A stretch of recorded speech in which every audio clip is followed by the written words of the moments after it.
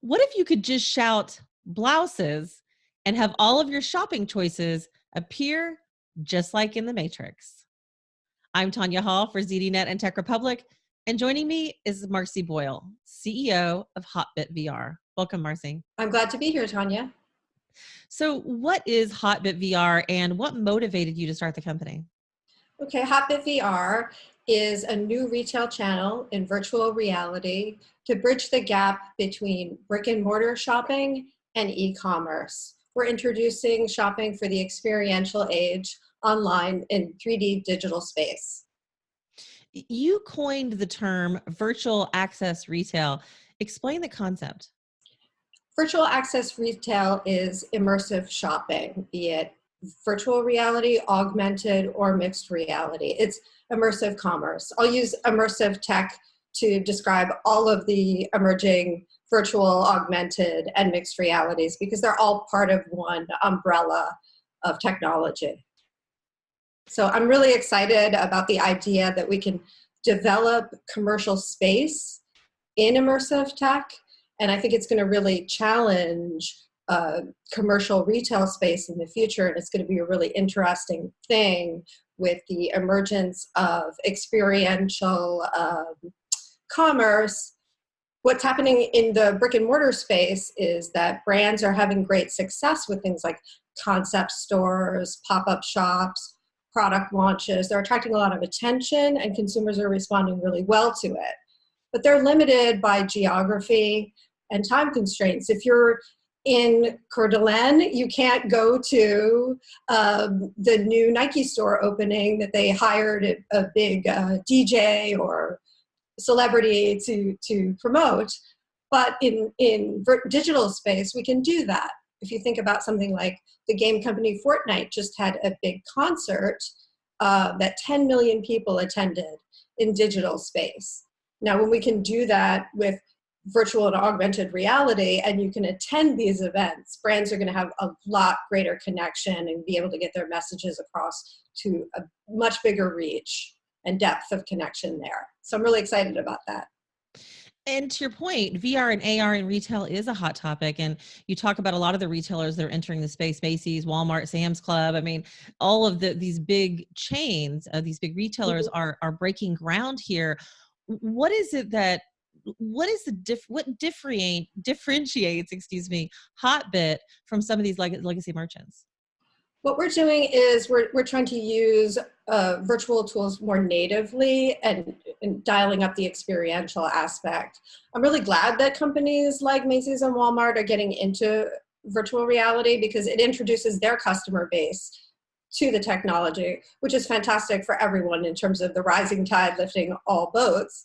I think they're all being really smart to do it because spatial computing is clearly the next platform. Everyone's pushing it. It's a really exciting development that we can do. And, you know, nobody wants to be Sears. Sears had the opportunity in 1993. They had a huge mail order business. They had a credit card company when consumers were wary about putting their numbers in over the internet. And they had a computer network with IBM. So they were basically set up to be Amazon, and they slept on that opportunity. A year later, Amazon starts, and gradually, and then suddenly, look what happened. Amazon now has 50% of e-commerce stake, and Sears has gone bankrupt. So I think companies like Walmart have learned from that, and they're saying, you know, we're going to embrace this technology. Walmart in particular bought a small VR company called Spatial Land, and they're now using VR technology not only for test pilot shopping experiences, but also to train their employees. So that's really interesting. And Macy's has done a VR pilot shopping experience in their furniture department, and they noticed a 60% increase in purchases over non-VR purchases. And they also had only a 2% return rate for the VR purchases. So that's a tremendous savings for them. Let's break this down. What's an example of how a customer might actually experience immersive? What products, what would they see exactly? Okay, on the platform that we're building, they can use we're web-based, so the consumer can use any headset, computer, mobile device, anything with a modern browser. If they have a headset, they're going to get the full-on immersive experience of being in that environment. And that can be a very fantastic environment. We can design that any way that a brand wants to get their message across.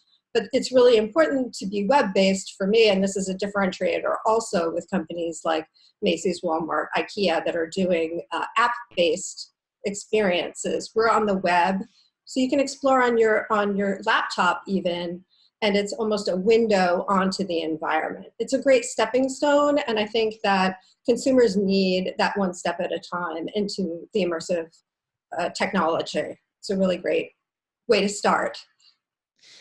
Brick and mortar has actually taken a real beating over the last few years. How does this retail apocalypse affect your approach in building virtual access retail? Well, I wasn't thinking about the retail apocalypse when I began. I was more thinking about the Matrix. There's a scene in the Matrix where Neo, the Keanu Reeves character, says, "Guns," and all these guns come out. And I said to myself, wouldn't it be great if I could do blouses and all these blouses? So that's part of my motivation of initially wanting to do this kind of thing, because I love shopping and also world building and fantastic interactive experiences.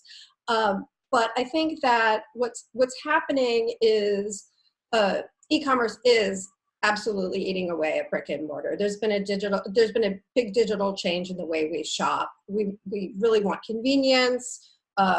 I don't want to get in my car and park and walk around the mall and that kind of thing. And we're seeing the drop in foot traffic year over year. What we can do with virtual and augmented reality is make that space, develop a commercial space for shopping where you don't have to leave your house. And it can be social. You can hang out with friends. We can kind of gamify shopping. So there's going to be a lot of interesting developments in terms of how we decide to buy products.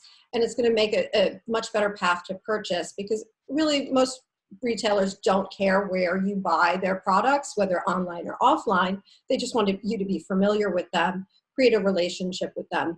And with VR and AR, they found a lot of great memory making stimulus happens in your brain between interacting with a product that you don't get online. So we can really enhance that and make it a lot more fun. And I'm really excited to sort of blend the video game world and film world with shopping, where we make these fantastic experiences and we can make them social, which is a really big priority of our company, is making shopping fun and social again online.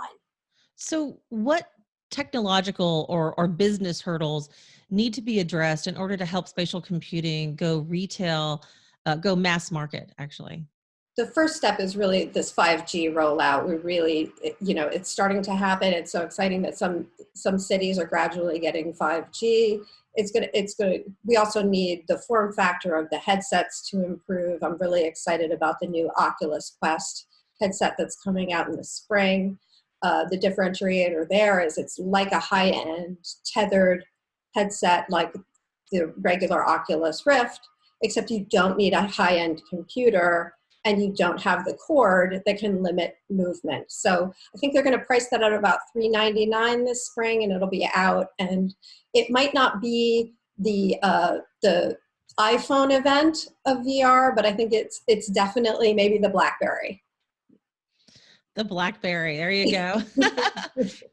How can interaction in virtual reality improve our performance in and appreciation of real life? Oh, that's a really interesting question. I think there's something about being in the same room with someone or the same environment and sharing space is a really, it adds an intimacy level. I think that, we've seen with communication, texting, we can get a certain back and forth and a certain vibe of what somebody is saying based on their words.